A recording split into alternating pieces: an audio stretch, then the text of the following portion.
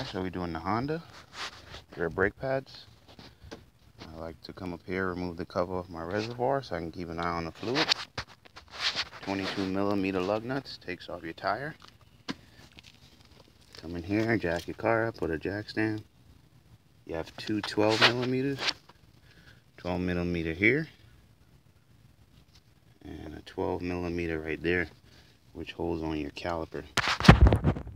Take those out. Pull your caliper towards you, remove it, set it up here. Move these anti-rattle clips and remove your brake pads. And we're going to use a C-clamp to compress our piston. Alright, old brake pads removed. I'm going to use one old brake pad and a C-clamp.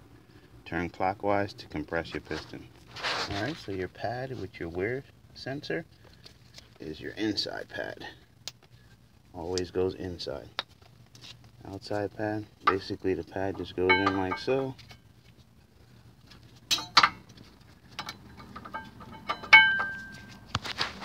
So just like that, push it in, push it up against your rotor. Same thing for the inside.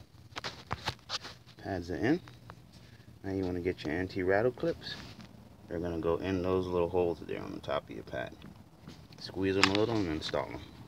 Alright, those are in. You also want to take out these guide pins. You can grease them, put them back in, make sure they're free. And now reinstall your caliper. Alright, once you reinstall your caliper, put back in your two 12mm and tighten them. Put back on your wheel, cover back your reservoir, pump your brake pedal before you move off. That's the rear brake pads on the Honda. Thanks for watching. Subscribe, comment, hit that like button. See you next time.